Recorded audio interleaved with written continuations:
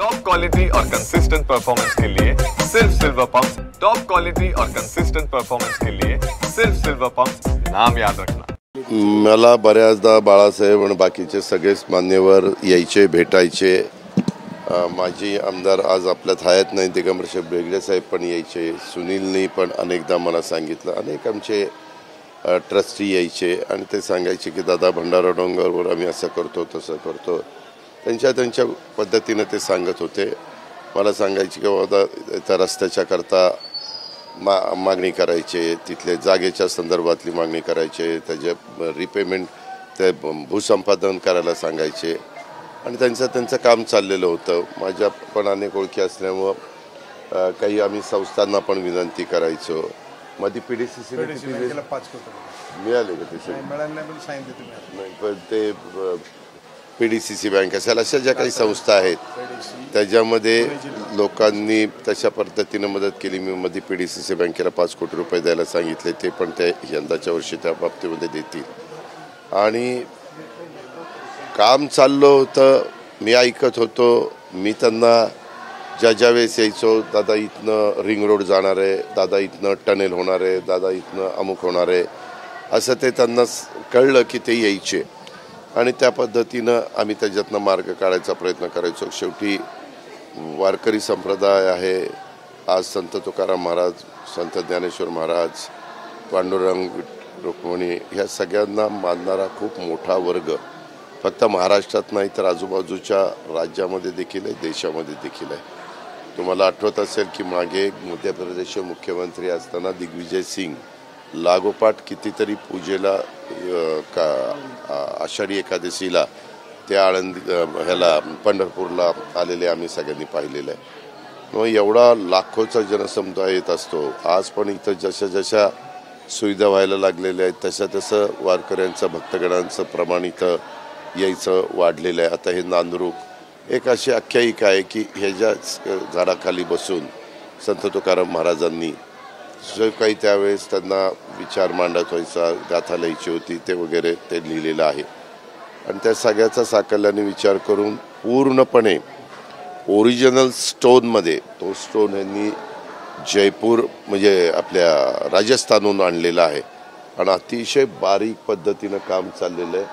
मी बघत होतो, कारण मला पण जरी मी इंजिनिअरिंगचं शिक्षण घेतलेलं नसलं तरी देखील मला ह्याच्यातले गेल्या 35 वर्षामध्ये अनेक इमारती उभ्या केलेल्या असल्यामुळं आता त्याच्यातनं अनुभव आलेला आहे आणि कशा पद्धतीनं काम झालं पाहिजे। परंतु खूप सुंदर काम हे सगळे आमचे ट्रस्टी लोक आणि बाकीचे सगळे मान्यवर करतायत आणि ज्यांना काम दिलंय ते पण ज्याला जीव ओतून काम करणं, ते कारागीर पण मी बघितले।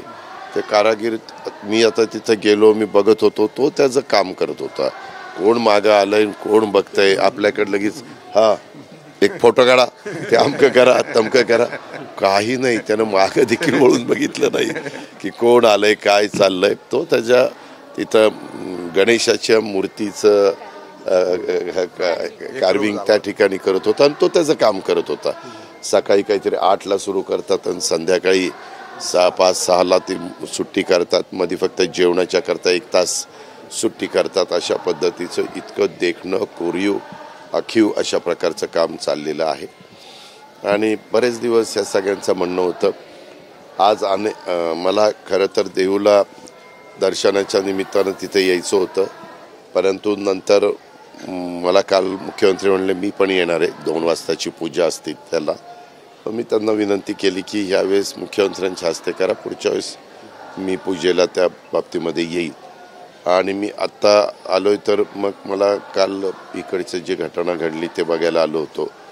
तुम्ही पण लगेच पत्रकार मित्रांनी काढलेलं होतं, दादा ज्या दिवशी झालं त्या दिवशी आले नाही। अरे ज्या दिवशी झालं आम्हाला आहे झेड कॅटेगरी, आम्ही तिथं आलो की झेड कॅटेगरी आत्ता पण लोक बऱ्याच जणांना जाऊ नका, ते असं करू नका, ते त्यांचं काम करतात पोलीस, आम्हाला काही त्यांना बोलता येत नाही, कारण ते शेवटी त्यांची जबाबदारी आहे। पण तरी देखील मी मदत पुनर्वसन खात्याचे मंत्री मकरंद आबा पाटलांना पाठवलं होतं। आमचा आमदार 15 मिनिटामध्ये तिथं पोचलेला होता, बाकीची जी टीम असते ती 15 मिनिटामध्ये पोचलेली होती। त्याच्यामुळं जेवढे काही प्राण वाचवता येतील ती वाचवण्याचा मनापासूनचा प्रयत्न झाला। आता एक दिवस मध्ये जाऊन दिला, म्हटलं एक दिवस जाऊ द्या, थोडंसं लोक शांतपणे सगळ्यांना ॲडमिट करणं, सगळ्यांच्यावर ट्रीटमेंट करणं, ते इतके भांबावून गेलेले असतात, इतके घाबरून गेलेले असतात, त्यांनाही काही सुचत नसतं नातेवाईकांना. त्या धक्क्यातनं ते थोडेसे सावरले जावे म्हणून एक दिवसाने मी आलो. तरी असंवेदनशीलता अजित पवारांची. अरे अजित पवार जेवढं बारकाईनं काम करू शकतो, तुम्ही पण विचार करा, इतर करू शकतात का? मला कुणावर टीका टिप्पणी करायची नाही किंवा तुलनाही करायची नाही. पण काल मी आल्यानंतर काल मला चीफ इंजिनियरला बोलवता आलं, एसीला बोलवता आलं, कलेक्टर, तिथं आमचे वरिष्ठ पोलीस अधिकारी, आमचे CEO जिल्हा परिषद गजानन पाटील, आमचे आमदार होते, बाकीचे सगळे आमचे सहकारी होते. मग त्याच्यामध्ये आमदारांनी मुद्दा मांडला की दादा हे पूल 7.5 मीटरचा होतोय, वर्क ऑर्डर झालेली आहे, तो कॉन्ट्रॅक्टरला पण बोलवलेलं होतं, किती दिवसात काम करतो, कशा पद्धतीनं करायचं, कशा आर्च करायच्या, काय केल्यानंतर ते जास्त टिकाऊ होईल, कारण पर्यटक तर जातच राहणार. मग आमदारांनी सांगितलं की दोन्ही बाजूला मला तिथं फुटपाथ पाहिजे, गॅलरी पाहिजे.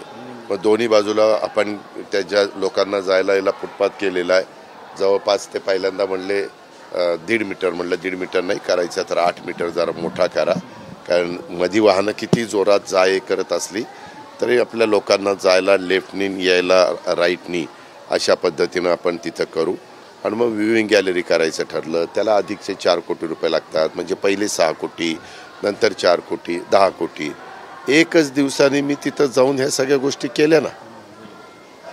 जे पहिल्या दिवशी बघून गेले ते बघून गेले, परत ते शेवटी आम्ही गार्डियन मिनिस्टर म्हणून आम्हालाच सगळं निस्तरावं लागतं आणि शांत डोक्याने निस्तरावं लागतं. त्याच्यामुळं हे जे काही तुम्ही कधी कधी दाखवता, अगदी तिथं आलो असतो तर तिथं त्या गडबडीत रुंदी किती असावी, गॅलरी असावी का, व्ह्यूइंग गॅलरी करावी का, ह्या सगळ्या गोष्टी तिथं करताच आल्या नसत्या. आणि आपण तिथं गेलो ते पुन्हा हे अधिकारी माझ्या जवळपास थांबले असते. पुन्हा बघा हे आले आणि तिथं चाललेल्या कारवाईमध्ये व्यत्यय आणला, तिथं कामामध्ये दिरंगाई झाली. असलं त्याकरता तुम्ही पण जरा समजून घ्या, आम्ही संवेदनशीलच आहोत, आम्ही माणसंच आहोत, आम्हाला माणुसकी माहिती आहे, आम्हाला तुकोबा महाराजांचे, माऊली महाराजांचे विचार आम्हाला माहिती आहेत. आणि त्याच्यामुळं समाजाचं कशातनं चांगल्यातलं चांगलं करता येईल आणि सुरक्षितता त्यांना देता येईल, हा आमचा सगळ्यांचा प्रयत्न असतो. देऊच्या कमानीपासून ते जुना मुंबई रस्त्यापर्यंत पालखी मार्ग जो आहे तो लहान आहे, वारंवार वाहनकोंडी. आता सध्या जे काही कामं चाललेली आहेत ते उद्या, कारण ज्यावेळेस आपल्याला आता इथं पूर्वी भंडारा डोंगरवर येताना, इथं दर्शनाला येताना रस्ता अरुंद होता, आता आपण भला मोठा रुंद केला. आता 4 वाहनं येताना 2 वाहनं, जाताना 2 वाहनं आरामात, परंतु एवढी वाहनं नाही, पण येताना 1 वाहन, जाताना 1 वाहन. पण बाकीचा आमचा दर्शनाकरता आलेला भक्तगण समाज हा तिथं व्यवस्थित आला पाहिजे, तशा पद्धतीची व्यवस्था पण त्या बाबतीमध्ये केलेली आहे. आता बाळासाहेबांनी ह्या सगळ्यांनी मागणी केली की दादा खाली 125 एकर गायरान आहे, तिथं पण आम्हाला काही गोष्टी सरकारच्या वतीनं केल्या तर जास्त संयुक्तिक ठरेल. आमदारांची पण मागणी आहे. मी त्यांना म्हणलं की पहिल्यांदा आता हे काम अंतिम टप्प्यामध्ये, आता इथं ज्यांनी काम घेतलेलं आहे त्यांनी सांगितलं की 10 ते 12 महिने अजून लागतील, एवढं मोठ्या प्रमाणावर इथं काम चाललेलं आहे. पण काम झाल्यानंतर त्यांचा दावा आहे की 1000 वर्ष टिकेल अशा पद्धतीचं काम चाललेलं आहे. आणि कामाचा दर्जा आणि ती एकंदरीत कारागिरांचं काम बघितल्यानंतर म्हणजे टिकायला काहीच हरकत नाही. पण हा अंदाज आहे, शेवटी आपण तू पण राहणार नाही, मी पण राहणार नाही, ही पण राहणार नाही. त्याच्यामुळं आपण पांडुरंगाला प्रार्थना करू किंवा आपल्या माऊलीला तुकोबाला प्रार्थना करू की हे टिकावं. एवढं जीव ओतून काम हे सगळेजण करतात, न भूत न भविष्यती अशा पद्धतीचं इथं काम चाललेलं आहे. त्यांच्या ताकदीवर चाललेलं आहे. आजपर्यंत सरकारने काही बाबतीमध्ये सहकार्य केलं, पण ते कुठल्या रस्त्याच्या करता ॲक्विजेशन करायला, कुठं काही हे करण्याकरता. पण मंदिराच्या मध्ये पूर्णपणे भक्तिभावाने वेगवेगळ्या संस्था चालकांनी आणि दानशूर व्यक्तींनी दिलेलं हा सगळा निधी आहे आणि हे सगळं दान आहे. आणि तुकोबा महाराजांच्या, जगद्गुरू तुकाराम महाराजांच्याकडं असलेला एक त्यांचा विचार, त्यांचे वेगवेगळ्या गाथा, त्यांचे अभंग, ह्या सगळ्याकडे बघून पुढच्याही पिढ्यानपिढ्या समाजाला ह्या सगळ्या गोष्टी समजाव्यात म्हणून मेन ठिकाणी ते संत तुकाराम महाराजांची मूर्ती ठेवणार आहे. बरोबर त्याच्या मागं पांडुरंग आणि विठ्ठल रुक्मिणीची मूर्ती ठेवणार आहेत. डावीकडे एका ठिकाणी गणपतीची मूर्ती, एका ठिकाणी शंकर म्हणजे पिंड ठेवणार आहे. असे वेगवेगळे त्यांनी पाच असे गोष्टी केलेल्या आहेत आणि त्यांच्या परीनं काम उत्तम चाललंय. जिथं ह्यांना कोणा आमच्यासारखीची मदत पण लागण्याची गरज नाही, परंतु जर यदा कदाचित लागली तर आमचे आमदार आम्ही केव्हाही तिथं मदत करायला तयार आहे. आणि एकदा आपण इतके वर्ष इथं काम करतोय तर तिथं बसून ऑफिसमध्ये किंवा सर्किट हाऊसला बसून आजपर्यंत त्यांना आणि ते नेहमी दादा तुम्ही एकदा का येत नाही म्हणून आज मी 10ला तिथं जाणार होतो. मला आमदारांनी सांगितलं बरोबर 9ला आलं पाहिजे. बरोबर 9ला मी इथं आलो. 1 मिनिट इकडे तिकडे झालं नाही. आता इथं झालं की आता 10 वाजता दर्शनाला खाली जातो, दर्शन घेतो आणि मग मी माझ्या पुढच्या कामाला जातो.